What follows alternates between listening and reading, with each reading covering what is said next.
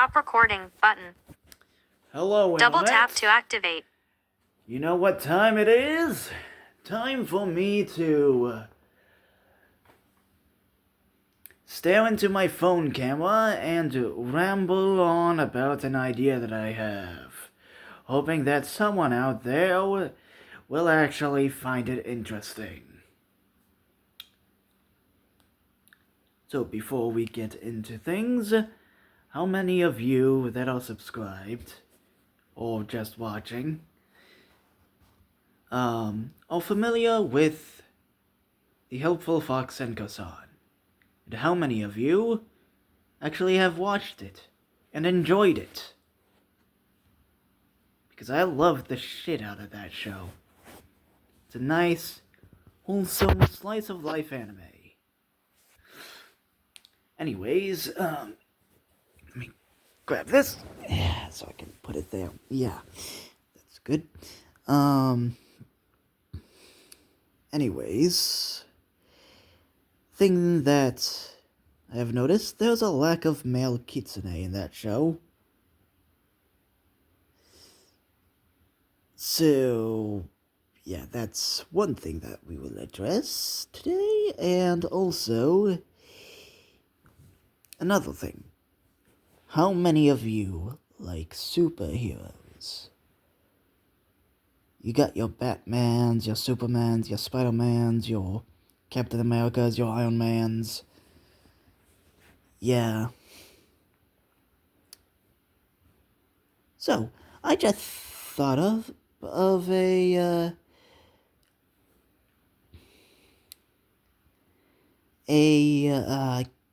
kitsune-themed superhero. For the past couple of days, I've been forming this in my mind, this idea. I call him the Fantastic Foxman. So, Foxman. He's a superhero kitsune.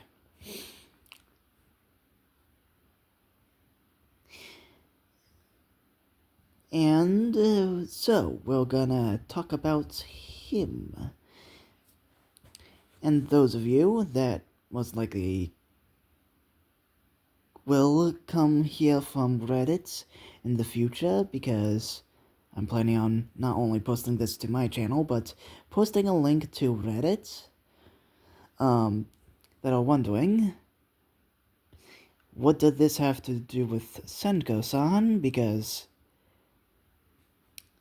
those are gonna be because, you know where you're coming from, the Senko-san subreddit. Let's just say there is a connection. But we will have to get to that in time.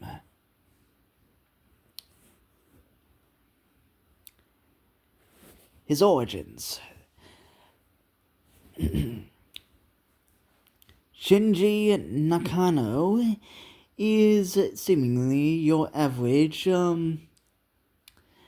mixed Japanese-American, teenager. Besides the fact that, he kind of watched his, parents die in front of his eyes when he was a youngster. Similar to the origin story of Batman. Tragic. The only thing that he has to remember them by is his mother's,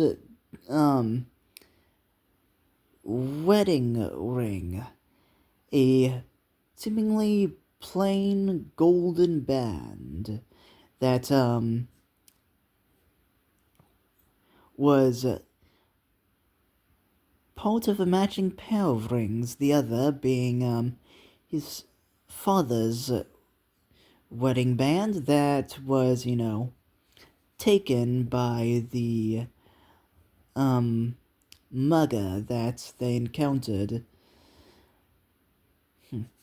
So,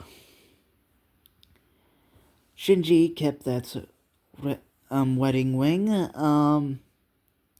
with him ever since that day. Not only, because of, sentimental value and possibly something else, though.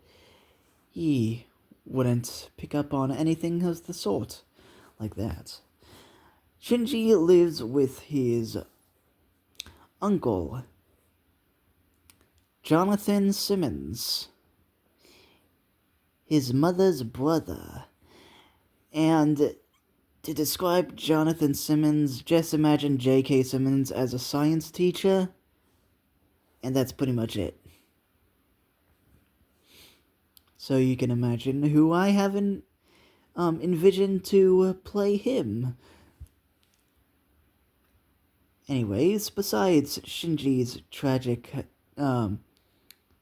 childhood trauma, he's your average human boy. Human teenager? Whatever.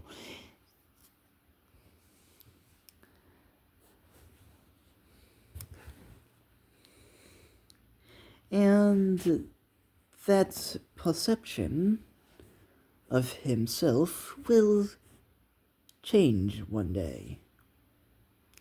When his life gets turned upside down once more.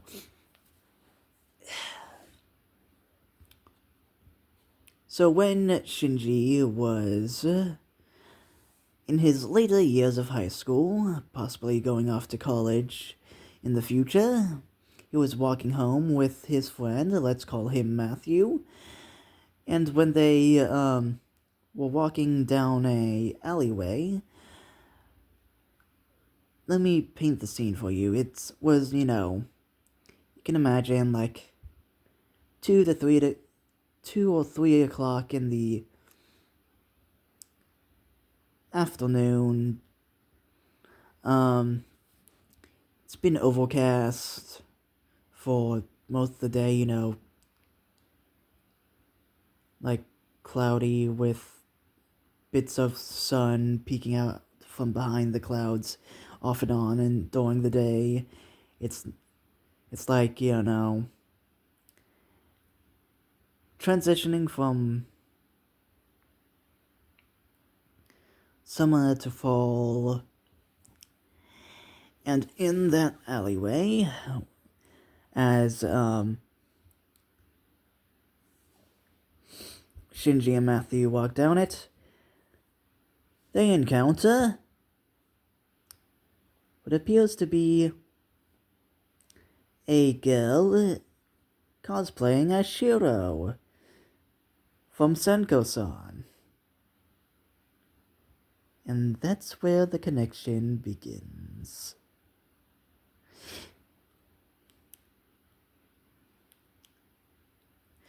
They think that this is just a cosplay, or Shinji, he likes Senko-san because this is in a world which is very somewhat similar to ours, mostly. And Shinji, bit of a nerd, bit of a comic book fan and anime fan. So he doesn't take this Shiro-looking girl seriously, neither does Matthew, but Matthew, let's just say, he finds out that this is no cosplayer. He finds this out the hard way, because this is in fact actually Shiro. She has come to take Shinji's mother's ring, for reasons that we will discuss later. And Matthew, he's gonna have a bad time because Shiro punches him through the chest. She didn't mean to, punch him through the chest, but, she's probably not gonna be all that bothered about it. She'll probably complain about Matthew's blood staining her dress. And Shinji, he's freaked the fuck out about this fox girl punching his friend. So he decides to run the fuck away. scared out of his mind. And you can imagine that's not gonna go well for him because Shiro chases after him. And Shiro is a kitsune. And Shinji is a human, supposedly. We will get to that later. So he's screwed. But good thing luck is on his side. Because the clouds above Poltway is allowing a bit of sunlight to shine through, casting a ray of sunlight on the gold ring upon his finger, which he then transforms. This ring is no ordinary ring. So, Shinji transforms into a kitsune, gaining, well, first off, his hair changes from its usual color into a golden hue. Not only does he now have radiant orange hair, but he also gains amber / golden fox eyes, just like Sengo's eyes, and a pair of fox ears replacing his human ones, just like Sengo's ears, and a fluffy golden fox tail, just like Sengo's tail. Why do I bring up these details? You will see later.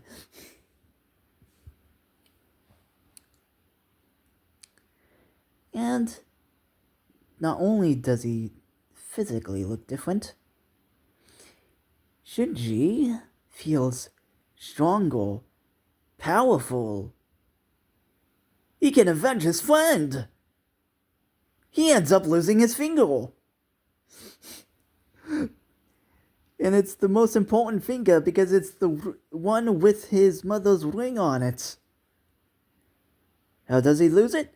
Shiro bites it off as if she was Gollum from Lord of the Rings. So, not only is Shinji in pain from losing a fucking finger, he's also in shock due to being forcibly transformed back into his human form. He also, before his finger was completely separated, felt an electric jolt go throughout his body. It's almost as if it came from the ring, somehow. And Shinji passes out, only to wake up in a hospital bed, with his uncle John by his side, relieved that he's okay. Shinji asks about his friend Matthew. He is told that his friend didn't make it, which is a reasonable outcome because he got punched through the chest. So he's not gonna come out smoothly or at all. So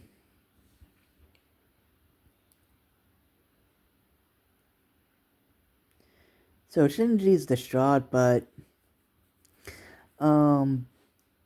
given a couple days, he accepts his friend's fate. And you would think that since he lost his finger, he would have to live with the fact that he only has 9 fingers. Surprisingly, it somehow grows back. Weird. He's also distraught that he lost his mother's ring, which I guess he'll have to accept, sadly. And you might be wondering, how the fuck did he grow back his finger? Well, after he woke up, he felt, and recovered, he feels like something inside of him, some hidden thing within him was unlocked, unleashed, activated. Some hidden power, some hidden potential.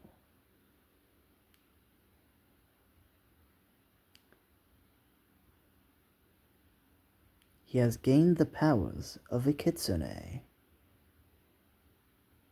and is able to transform into his kitsune state, seemingly without the ring, though I really have, well, since, never mind. I'll try to not go on to unrelated tangents. Anyways,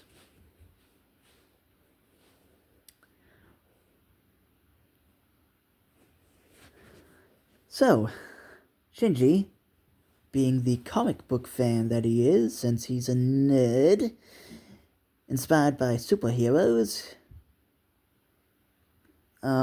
he decides to become one, calling himself Foxman. And the getup that he wears when he's Foxman is, one of those classic white, martial arts, gis, doggies, or whatever, with, red belts, red undershorts. I think he might wear shoes instead of the, boots or something, because in my mind, shoes are more maneuverable, I guess, I think. I don't know. You can correct me if I'm wrong.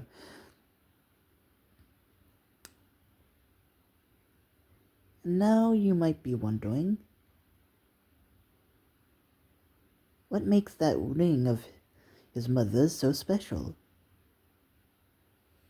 How can he transform into a kitsune without the ring, which it seemed like the ring was the source of that power? And why did I mention that he was seemingly human in the beginning of this video? I will explain it all now. So, also you're probably wondering why Shiro is somehow, explanation now. So, the version of Shiro that Shinji encountered, and by extent the version of Yozora, which bosses her around, are from a reality where, that happy ending in the anime and at the end of the manga. Yeah, those kind of happen, but a bit after.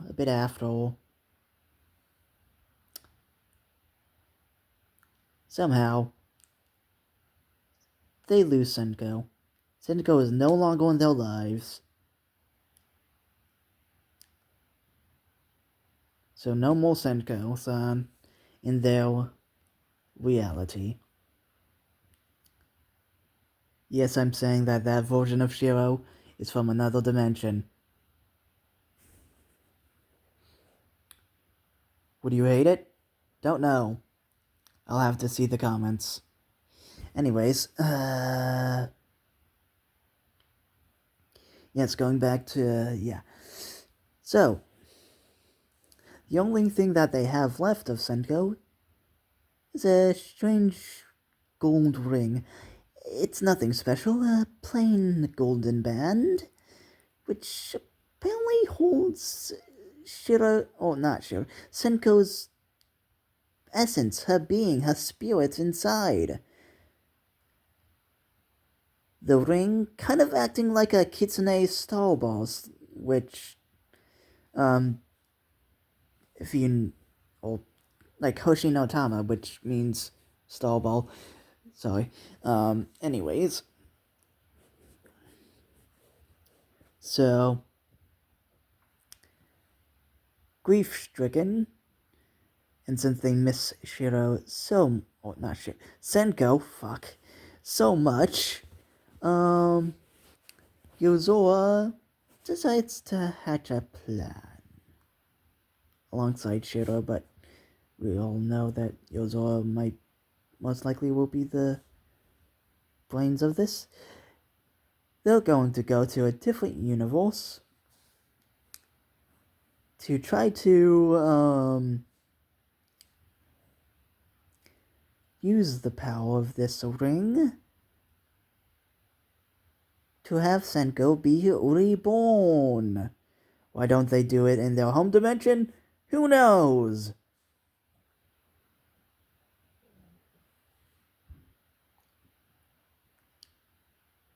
So,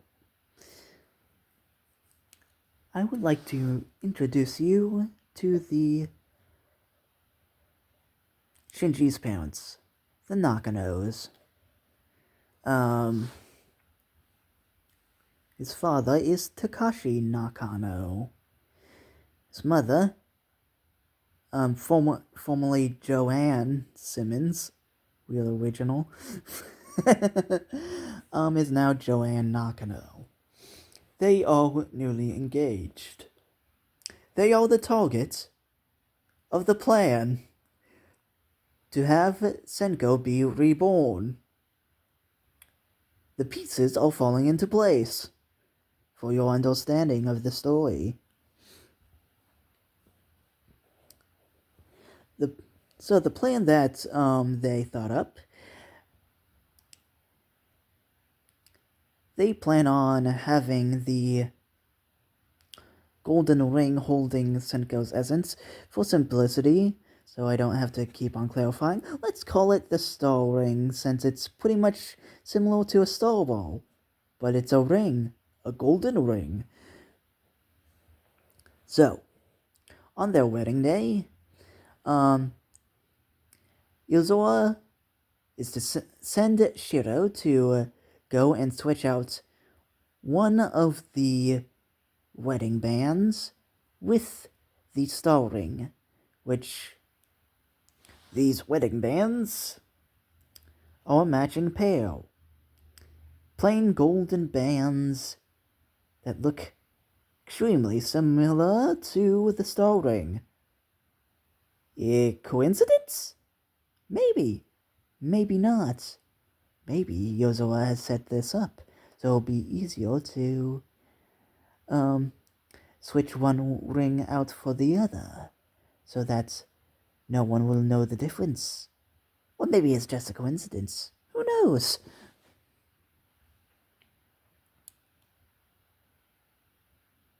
Anyways, their plan is to have the father, Takashi,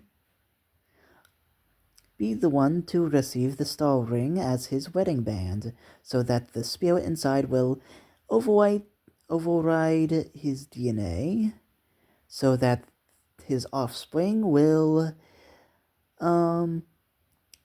ensure the rebirth of Senko-san, having a 100% chance of it being female, and all that jazz.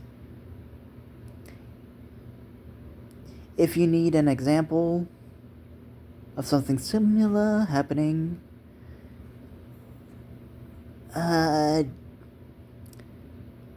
if you know Batman Beyond, if you have watched Batman Beyond, if you know anything about Justice League Unlimited, you will get what I'm trying to get at. So, when their plan is, when the beautiful baby Kitsune girl was born, Shiro would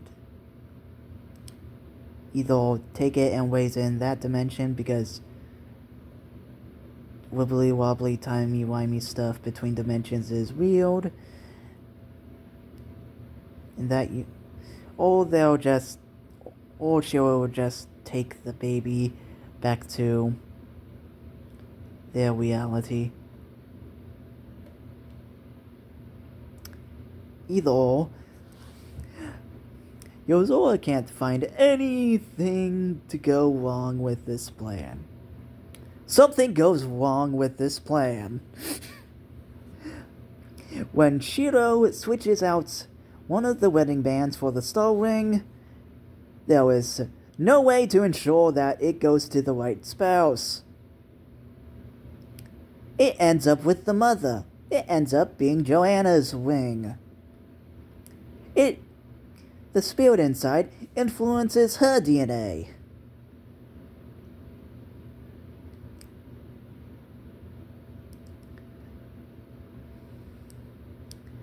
So the child's gender, sex, whatever, is left up to chance now. A 50-50 chance.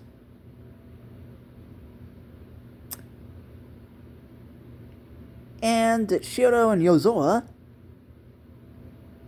end up with tails.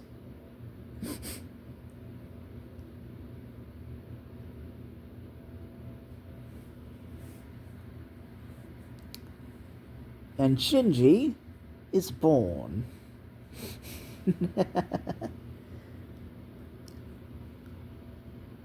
Are you getting a clear picture what I'm getting at? Anyways, Shiro and Yozora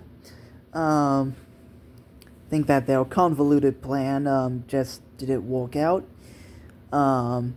Not knowing that the father ended up with the wrong ring. They thought that maybe the ring just didn't take effect. So they plan on retrieving it and starting again. Since Yozora doesn't want to do the dirty work herself, and Shiro doesn't want to do the dirty work herself, they decide to have a Tanuki do the dirty work themselves. They get in contact with Fukuda, or Shiro does. If you know who Fukuda is, then congratulations, you have read the manga. Or at least heard things about the manga. If you only have watched the Senko anime, good luck. So Shiro gets in contact with Fukuda so that she can get in contact with another Tanuki. A male Tanuki that most likely does, stuff like hit jobs and errands and stuff for money. That kind of crap. So they entrust a Tanuki. I haven't thought of his name yet, but the only thing important about him is his role in Shinji's origins. And you can probably guess what happens.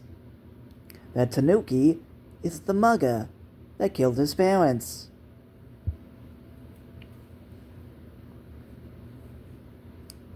And that Tanuki was the one that took his father's wedding band, assuming that that's the ring that he was tasked to retrieve, because that's what he was told.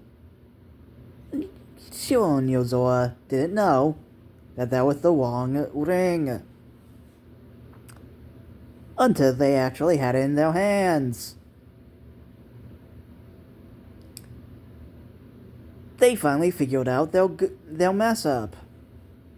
So Yozora tasked Shiro to retrieve the correct ring so that they can start again. Hopefully. Since they are unsure that even if the mother gained the Starling instead of the husband, instead of the father, they are still kind of unsure if Shinji was, his DNA was influenced by the spirit within.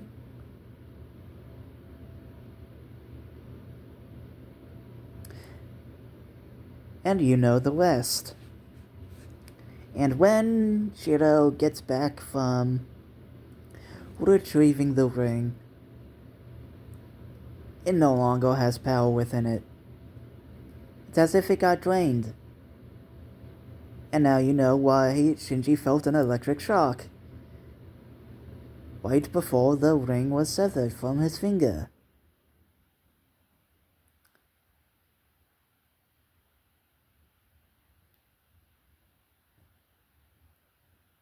Yeah. And just to spell things out, Shinji is basically a male human, well, half human, reincarnation of Senko-san that exists in an alternate reality from the one that the events of Senko-san take place in.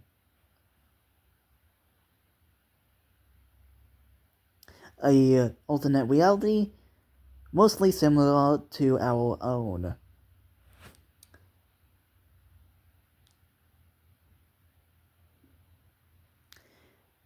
And Shinji as Foxman has the pretty much all the same abilities that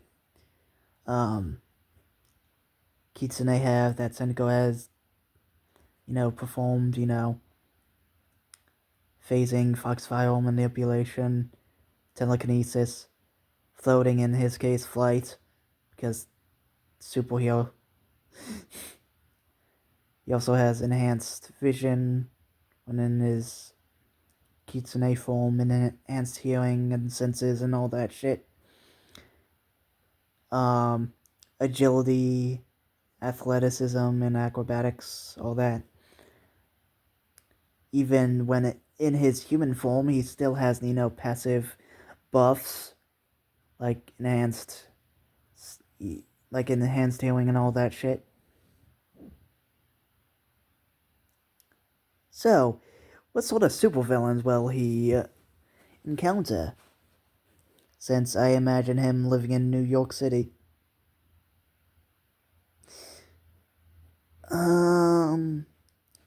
Well, I thought of one, a Green Goblin-esque supervillain called Tengu, the Tengu, which is just, a crazed man with mechanical bird wings and, wind manipulating technology. His whole deal is, like, dress up like a Tengu and shit.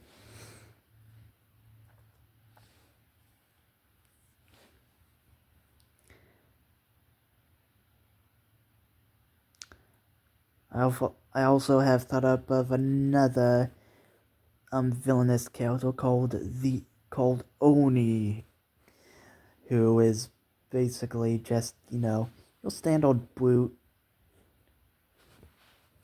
Your standard muscly brute. So yeah. Also, wanna know a fucked up story beat that I have thought of?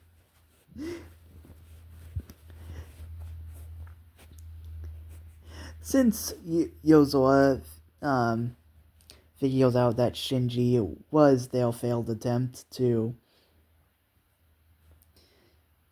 have Senko be reborn, a fucked up story beat that I thought up was to have Yozora capture him, take him back to their dimension, and use some kitsune, some sort of Fox magic ritual thing to pretty much force him to be transformed back into Senko, transformed into Senko-san.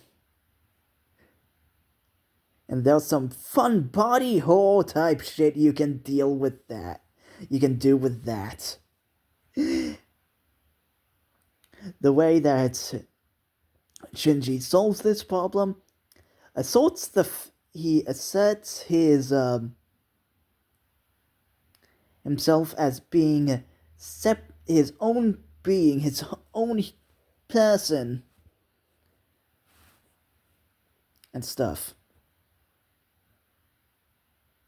And that's pretty much all that I have thought of. So, if you understand my ramblings, did you like this idea? Do you not like it? If you don't like it, please be nice about it in the comments. Like, comment, subscribe, share, I guess turn on notifications, all that stuff you do with other YouTubers. I know I'm not big, I know this isn't, any fancy, there's no fancy editing or engaging sound effects and stuff. This is just a guy speaking into his phone. So, yeah. I hope you enjoyed, and goodbye. Off. Flat. Pause.